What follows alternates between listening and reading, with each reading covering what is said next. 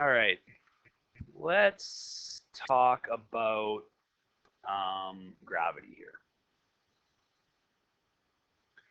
Specifically, the concept of a gravity well. Gravity well. Okay, so before we get into this proper, I just want you to imagine a couple of things. So the first thing is this. Let's imagine that there's only, one planet in the entirety of space, and that planet is Earth. Okay, and let's imagine that you want to send a spaceship away from Earth. This is really going to be quite simplified. Um, in reality, to get objects away from Earth, you would put them into orbit. You'd use gravity assists from other planets and so on. And it'd be quite a complicated scenario to get an object far away from the Earth. Okay, but let's just say you're shooting something, shooting a rocket or a satellite or some object away from the Earth. You just want to get it away as far away as you can get it, right? So as you get up above the surface of Earth, right, and you get farther and farther away, you might want to say that gravitational potential energy of this object is going up, right? Um, so historically, we've talked in these terms, right? You take a box and you lift it above the surface. You'd say that gravitational potential energy required or gained by this object, or the work put in to lift it, is equal to mgh. Okay, but now, if we're getting into like astronomical distances, the value for g, you must realize, starts to decrease the farther away you get. Okay, and the other thing that's interesting when you start to think about this is we know this is true, right? This is Newton's law of universal gravitation. So we've got a big M here and a little m here. Um, there's no limit on the distance here. So in other words, there's going to be a gravitational attraction between your object and Earth forever, right? Until you get to an infinite distance away. Get to an infinite distance away. So the question, as a scientist on Earth might be, okay, if I need to build a rocket here, if I need to build a rocket on the surface of Earth, how much rocket fuel, like how much energy do I need to put into it such that I can shoot this object up away from Earth and have it never come back? I want to get to the farthest reaches of space. Is it possible for me to do that? And your first gut reaction might be to say, well, I need to do this. I need to put enough chemical energy in my rocket such that I get mgh, but where h goes to infinity. And then you might say to yourself, well, that's impossible. I can never send something to an infinite distance. I get an infinitely large number here. Except then what you might realize is that g is related, right? If we think about it this way, mg equals gmm over r squared, and we cancel off the mass of this object, you realize that as r approaches infinity, g approaches 0. Okay? So as this goes infinitely big, this goes infinitely small, or it approaches 0. Okay? So you don't get an infinitely large number here. It's just pointed out, something to note here is that g falls at a square to distance, whereas h increases linearly. So what that means is, the result of that is that the energy required to go, say, from here to here is exponentially larger than to, go the next distance out, right? This will be exponentially smaller, exponentially smaller, exponentially smaller, and so on. And if you recognize some calculus creeping in here, right? You're starting to see, like, as we approach infinity, right, the amount of energy needed to go each subsequent height above the Earth approaches 0. Okay, so you've got this concept of sort of limits coming in here. Don't worry about that so much. That's not super important. We don't want to get bogged down in that. We just want to think about this conceptually, I guess. All right. Now I want to talk just a little bit, and this may or may not be helpful, I'm not sure, but we could talk a little bit about how Einstein, E-I-N, how Einstein viewed, and I don't want to like mislead people, this is going to be a very simplistic view of this, how Einstein viewed gravity and space, and technically space-time. Um, that's for a future lecture, all right? But basically, Einstein asked us to sort of view massive objects as bending or warping um, space and time. Now, trying to wrap your head around that is pretty tough. What does that even mean? How do you warp time? How do you warp space, right? We live in a three-dimensional world. We put our hand in front of us. We can judge how far away that is, right? For us, time is a linear thing, and we're always living in a single moment of it. We don't have the ability to view time over long periods, right? We can only see it as like little cross sections, little instants that we're currently in. We have a memory, and so we can sort of construct ideas like, 30 seconds ago I was at some other space in my room. So if I think about consecutive moments of time all added up together, I might imagine that my path through space-time, or let's say even here I am at my computer desk, right? Sitting there, typing away, staring at the screen, right? And if I just imagine like in 3D space, I'm not moving, I'm just frozen still. I am still moving through time, right? So you can imagine this long worm going back in time, of me and everything in my room and extending off into the future. And I'm currently only able to sense one instant of that continuum. You start to get a picture of the way that sort of maybe Einstein viewed space-time. Basically what he said was the path through time for objects is variable depending on what the gravitational fields are like around them or how fast they're moving. All right, their path through time differs. All right, and it's relative. People's paths through time or objects' paths through time differ depending on the conditions that they're under. So yeah, hopefully that didn't cause more confusion than it was worth. But what Einstein said was if we have a large mass, we can imagine, if you want, that space is like a large two-dimensional surface made of rubber. And if we put a massive object on there, it'll bend that rubber sheet down around itself. Okay? So if you imagine, like, say the top of a drum, and instead of having like a hard drum material, you put like a nice, like soft, thin membrane, like a latex membrane on there, right? Really like a balloon, like you stretch a balloon over there. And then you take like a lead weight and you plop it in the center of that. Well, it's gonna warp the whole drum down, okay? Now you have to take your brain and imagine that in 4 dimensions. Yeah, good luck, right? But what would also happen is if you have a big mass here, and then you fire in from the surface another object, what it'll do is it'll kind of get zinging around here, and it'll sort of orbit around that larger mass. It of course will make its own little dent in that rubbery material, and you'll get this sort of like orbiting system going. Okay, so this is like a way to visualize how large massive objects attract other objects in orbits around them. So you can imagine this as being our sun, and this could be our Earth. And you can even imagine that Earth has its own dent with a smaller object orbiting around it, right? So it's got the moon going around it. It's got all the satellites that go around it, zipping around in its own what we call a gravity well. Okay, so this is the kind of concept, if you want, or the basic conceptual idea behind what we might call a gravity well. And then if we think back over here, we can look at this in another way, right? We can say that what's actually happening is our rocket is trying to get up and out of the gravity well. I mean, it's actually not coming from the sun, but if we just look at the Earth itself, right? We just look at the Earth, we put the Earth in the center here of its own gravity well. There it is. At the surface of Earth, we are in the bottom of this gravity well where space-time is bent, and anything we want to send up and away from the Earth has to get itself up and out of this gravity well. So we have like a rocket like this.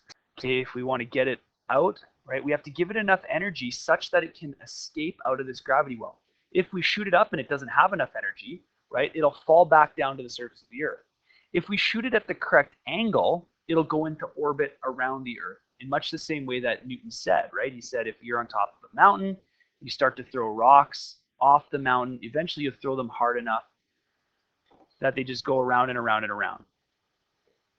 All right, so here's just a picture. Here's just a picture I grabbed that's sort of, you know, trying to kind of illustrate what's going on here. So if we think about it in terms of like, energy systems, right? Usually, it's not often that we want to send something away from Earth and have it never come back, right? So more likely what we'll do is we'll send something up to a certain height, okay, and have it go into an orbit around the planet. So when we think about the components involved in that, there's a component of, EG to get it up above the Earth. And then there's a component of EK, right? Kinetic energy, because we have to have enough energy that it's still moving such that it can stay in orbit. If we just send something up, right, and it completely like runs out of gas essentially, and it's got no velocity in either direction, it's going to turn around and fall right back down to Earth, won't it? Right? No matter how far away it goes, right? So there's a little more to it. I mean, if you can like give it a tangential component to velocity, you might be able to drop it into orbit. But if you just send it up and all of the chemical energy that was in the rocket boosters is done and it's all turned into EG, well, that thing will just fall right back and land straight above where you launched it from, right? So we'll talk about this just in a little bit. I want to just make one more point here about why this is a little more complicated to think about than just what we're talking about. Now, let's say it were possible. Let's imagine that it is possible to go to an infinite distance above Earth, right? So let's say we actually did get to that fabled infinity away from Earth. So here's our object. We sent it away. It's now infinitely away. Here it is. There it is, right? It's infinitely away from Earth. How much gravitational potential energy would we say it has if it's infinitely away from Earth?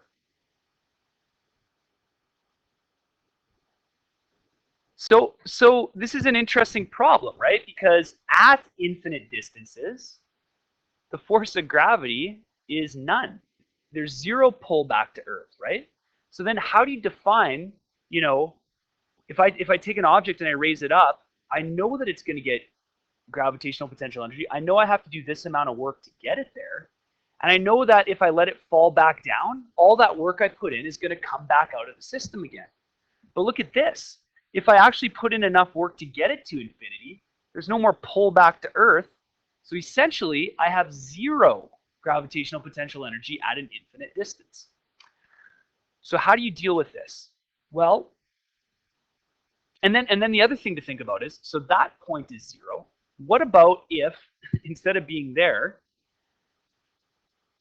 now I'm a little bit inside infinity and I let it go, right? Well, it's going to be attracted back to Earth. It's going to gather kinetic energy faster, faster, faster, faster. And eventually it's going to smash into Earth at a very high speed, okay?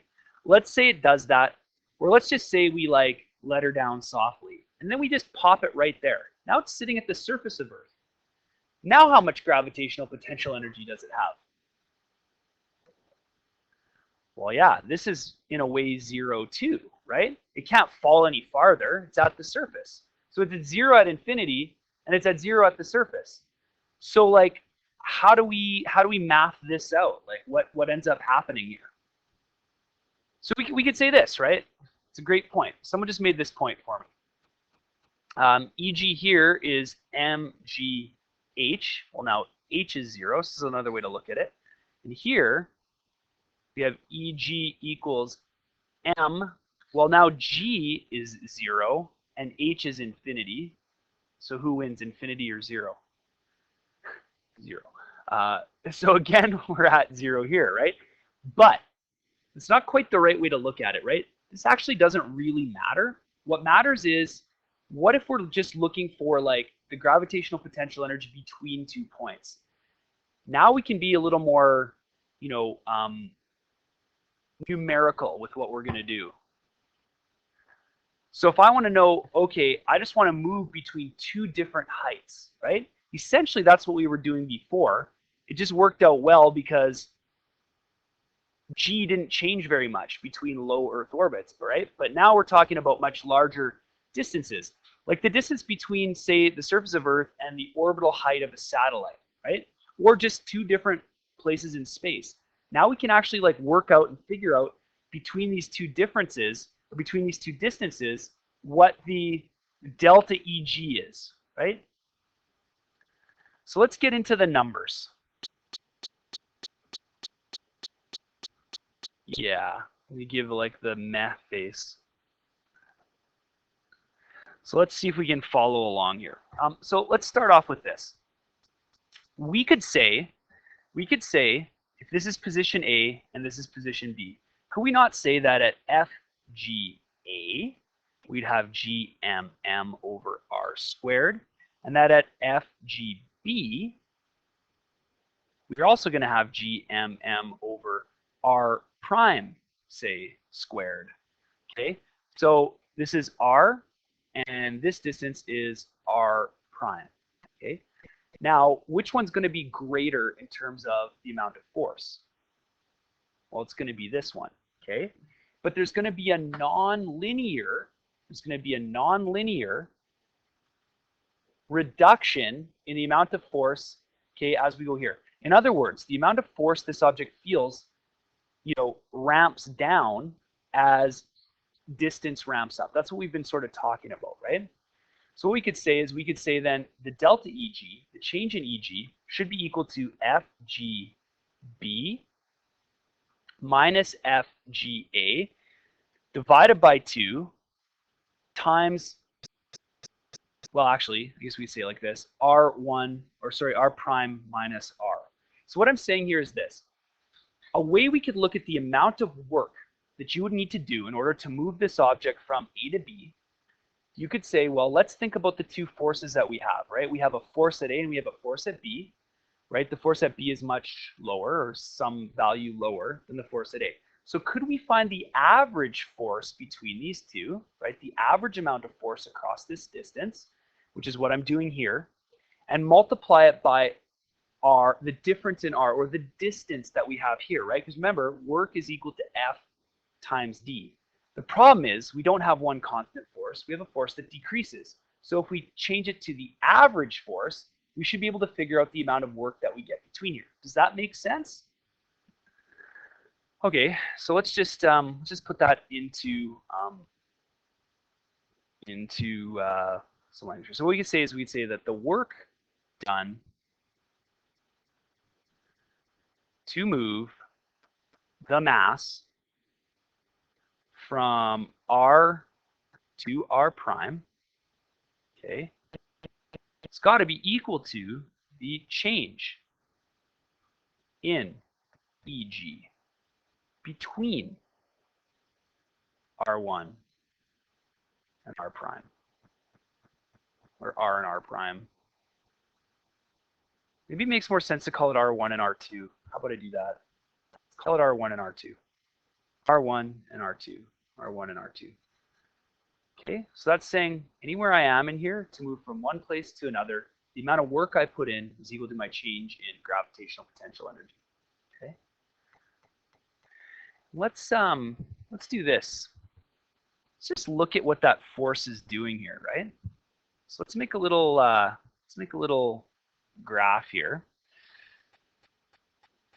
And just to remind us what we're talking about, let's put another little Earth over here so we can refer back to it. So there it is. Okay. And we'll take a little object and we'll say we want to move the object from, R1 to R2, right? So here's our big mass, and here's our much smaller mass. Okay. So we've got our big mass, we've got R1, and we've got R2. All right. And remember, we're figuring if we call this A, we're calling this B. We've got an FGA, we've got an FGB. All right. So mathematically, we've got an inverse squared relationship going on here, right? So if we look at, say this is R1 and this is R2, then right here, okay, we have a greater force, that's FGA, right? And here we have a much lower force, which is FGB. And what we're saying is, well, let's just take the average between these two and figure out the distance. And we know that the area under a force distance graph equals work. Right? We've dealt with graphs like this before. Here's force. Here it is acting over some distance, right? So then the amount of work is equal to FD, the area underneath. Except now it's not quite so simple, right? Because we have a decrease in the amount of force as we increase the distance. So you'll see then that we actually need to find the area of a strange shape in order to solve this problem. And that shape is something like this. And in order to find the area of a shape that looks like this under a curve, you need some more complicated mathematics than what you probably have at your disposal. Okay, so what you could do is you could say, well, I have like the area of an infinite number of tiny little strips that slowly decrease in the height as I go. And if I could get the sum of all of those, then I could figure out what this area is, right? So that's the math of calculus, okay, right? So you need to somehow sort that out. And we don't have calculus, so we can't directly find this value. So we do some approximations. Like we say, okay, let's just take the average. It'll pretty much give us more or less the same area, but it won't be perfect, okay? Calculus, you can find it perfectly.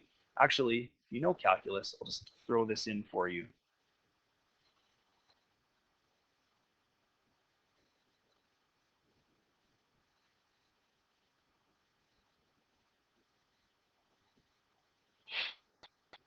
Just gonna do some integrating here.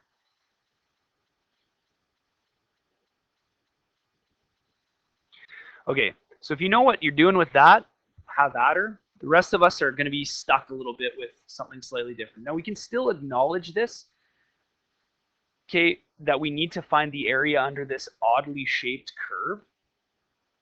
However, we're going to use a blunt instrument and just say, let's just take the average of the force here, and we'll roughly get the same area, okay? So then we could say this. We could say that if you want the average force, where between R2 minus R1, okay, and we're going to do that like we said before. We're going to say we'll take FA plus FB and divide it by 2. And that should give us our average value. So this plus this divided by 2 will give us this rectangle right here, right? This is the distance that we go while we're working, or as we're moving the object from this spot to this spot. And really that could be at the surface of Earth, and that could be up to a higher value. All right, so again, we're using a bit of a sledgehammer here to solve this. And actually what we're going to do is we're not going to use the arithmetic average. We're going to look at the geometric average. So in other words, what we have to do is we have to find a geometrical shape that has roughly, okay, on average, the same value as the area under here, okay? So I'm going to like skip a couple steps because you kind of need this in order to do that. And what you get out the other end, at the end of this, what you get out the end is that to solve for any EG at any spot above a planet, the gravitational potential energy is negative G M over R. I'll explain that in just a second. So I'm going to Wizard of Oz this a little bit.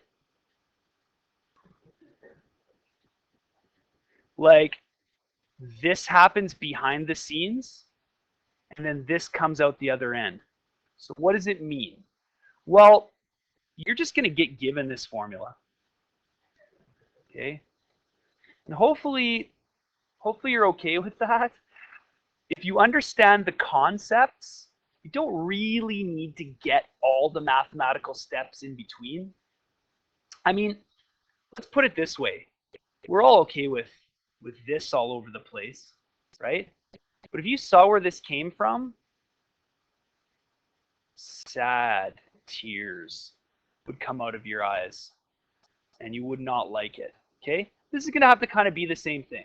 All right? Until you do some calculus, this comes out of the other end. Okay? So what is this saying? What are we saying here? Well, we're basically saying this. In moving from one orbit to another, or moving from one height above a planet to another, okay, let's just redraw our little symbol here. The absolute value for the gravitational potential energy is actually going to be a negative value, okay? It's going to be a negative value. So in other words, what we can do here is we can say, all right, so if we figure out the EG here, its value will be negative G mm over R1. And then we could figure it out over here too. EG equals G mm, oh sorry, don't forget the negative, mm over R here. And then, and we'll call this 1 and we'll call this 2. The amount of energy required, delta EG, is simply going to be EG2 minus EG1. Or in other words, delta EG, the amount of energy that we have here is equal to negative GMM R2 over R2, subtract negative GMM over R1. You will get a positive value out of this, and you'll get an actual number in joules in how much energy it's going to cost you to take a mass from radius 1 above the Earth to radius 2 above the Earth. So let's just map that onto a little graph here so we can sort of conceptually see what's really kind of like going on. Ooh, that's not a straight line. I want a straight line. So say we have this, and we have this. Okay. And then right down here, we're going to say, okay, like at the surface of Earth, right, we have, I'll put Earth right here. Just bear with me for a second. This hopefully will make sense in a moment.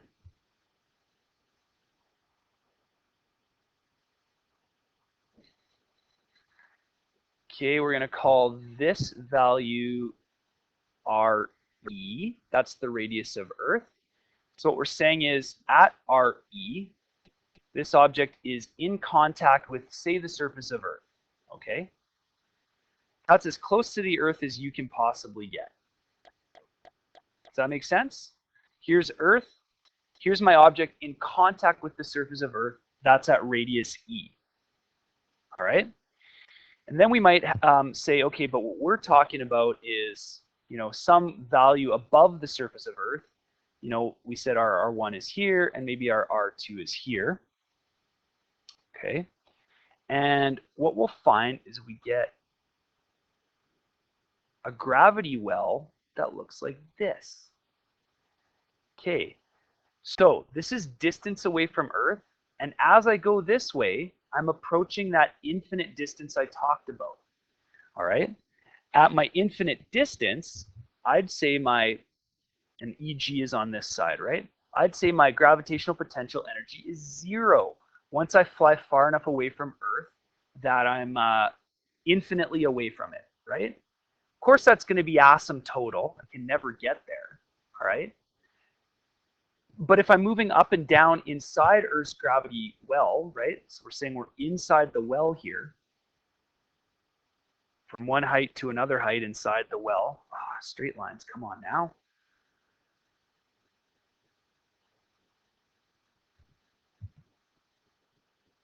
Why am I not getting straight lines? I don't know. Oh, I know why. That's why. Guys, I got this. It's like foiled by technology. There, that's nice.